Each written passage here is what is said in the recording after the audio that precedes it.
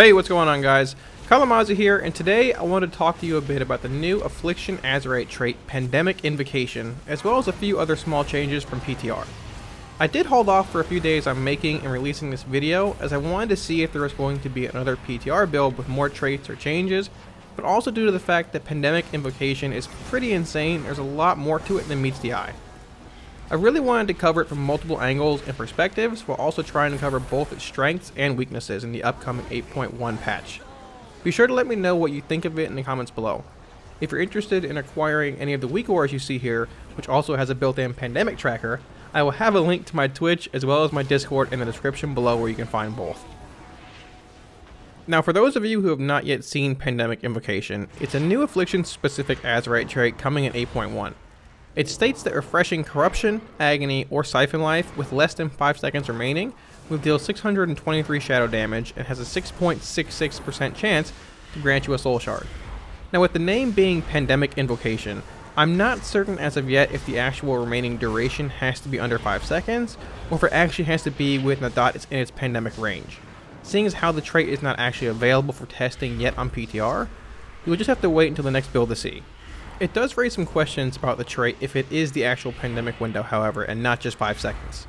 The talent Creeping Death really moves to the current forefront of the conversation and how it will affect the actual trait if it is functioning in a way where Creeping Death will affect it. Seeing as how Creeping Death reduces the duration of your dots, it means more applications of them inside their pandemic window, which means more damage from reapplications as well as more potential shard procs. If we take a look at our final talent row choices, we can see that our dots reach their pandemic window at about 5.4 seconds, 4.5 seconds, and 4.2 seconds respectively without Creeping Death. If we factor in Creeping Death, however, they need to be refreshed at 4.5 seconds, 3.8 seconds, and 3.5 seconds, which gives us even less time to refresh on multiple targets if they're applied simultaneously. I do expect the trait to be pretty strong on single target raid encounters where there are enough targets that you can refresh your dots within their pandemic window multiple times. Fights like Mythic Zool, where ads are dying quickly over and over, won't necessarily be where you want Pandemic Invocation. There's also the fact that having 2 or more boss targets will lead to passive increased shard generation just from having multiple agonies rolling, but Pandemic Invocation has a bit of baseline damage dealt when the dots are reapplied that we need to account for as well. The thing that's going to be most interesting in multi-target scenarios is that over the course of BFA, we have seen Absolute Corruption be the go-to choice for council-type raid fights due to the fact that it increases Corruption's damage while also making it permanent. This gives us more GCDs to cast Unstable Afflictions, refresh our dots, or even fill with Shadow Bolts and drain life. Running with Absolute Corruption on council-type fights will give us only 1 dot in Agony to refresh every time it reaches Pandemic, instead of 2 with the Writhe and Agony talent selected, or 3 with Siphon Life. While I don't necessarily think it will push Siphon Life to being the best choice for council-type fights, I do think that Writhe and Agony gains a good bit of value in a similar way that Sudden Onset did when compared to Absolute Corruption in the same setting.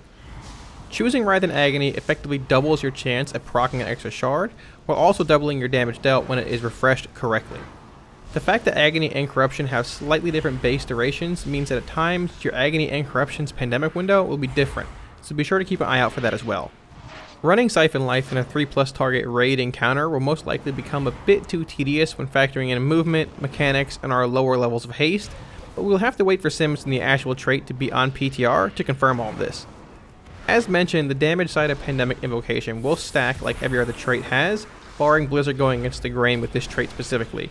You will not, however, generate 2 shards or 3 shards back from 1 proc when wearing 2 or 3 pieces, which is just the same as in other scenarios with different traits.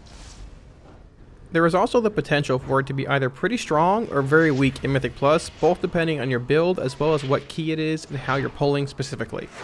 Builds that run Absolute Corruption and not Writhe and Agony will not want to be anywhere near this trait in my opinion, as you're pretty much just relying on Agony for actual shard procs and the bonus damage refresh. When you choose to run Writhe and Agony over Absolute Corruption, however, things tend to get pretty interesting. Depending on how large the trash pool is and if you're pulling 1 or 2 or 3 packs, you can time your Seed of Corruption well to refresh your Corruption on all the mobs simultaneously. Doing so will lead to an explosion of damage on all the mobs at once, seeing as how Corruption was applied to them all at once, and a pretty high chance for you to generate a shard or 2 back as well. You do need to plan to cast Seed, plan for its travel time, and then another second or so for it to actually pop on your target, but if timed correctly, can lead to some pretty rewarding gameplay and damage. If you're running Creeping Death and the actual refresh time is indeed based off of its pandemic window and not the generic 5 seconds they've told us, it leaves even less room for error, but rewards stronger, tighter play. I do feel that this will be more of a thing in higher keys, which honestly is already the case for Affliction's trash damage, where mobs will live long enough to actually see a corruption refresh, but will be really exciting to play with. The potential issue I see here is scaling, which is something that Affliction has suffered from the actual benefits of in the past. If this type of gameplay actually becomes a thing, the trait could end up seeing potential nerfs as content and item level progresses if it becomes too out of hand. I did want to make some kind of Soulflame reference here, but let's be honest, nothing is really ever going to come close to Soulflame ever again. Time will tell if certain strategies are even viable and then optimal with Pandemic Invocation, so we'll have to play the waiting game for a bit to see. Traits like Pandemic Invocation, whether they're either really strong or really weak, have proven to be dangerous at times in the past. Just take a look at certain strategies, or certain legendaries I should say, from Legion that were nerfed. I'm not saying that Pandemic Invocation is too strong or anything, but it's certainly something to keep an eye on and hope that the actual numerical tuning of it is on point when it's released. I did want to take a moment and talk about a new passive we received, as well as what has changed because of it. Demonic Embrace is a new passive ability that we learned at level 63. It increases our overall stamina by 10%, which is a pretty good bit. When I saw this trait, I personally was pretty excited, as having the most health in the party obviously means you're the best player in the group. Okay, maybe not really, but I was actually excited about it because it is a buff to our survivability in both PvE, but mostly PvP based scenarios. While I don't think we really needed it in PvE, we most certainly do need some help when it comes to PvP. Unfortunately, there also is some bad news in a sense associated with the new Demonic Embrace trait. We no longer actually have the Blood Pact buff from our Imp, which was our pet of choice for certain scenarios. Blood Pact granted us an additional 5% stamina only when our Imp was active, versus Demonic Embrace granting us 10, so it's still a strong overall buff.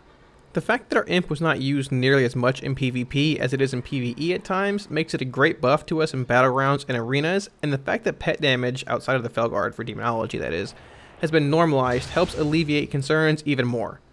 If you're running the Dark Pact talent for higher Mythic Plus or certain raid encounters, the 10% buff helps there even more, as well as you passively have a higher health pool to factor into the Dark Pact shield.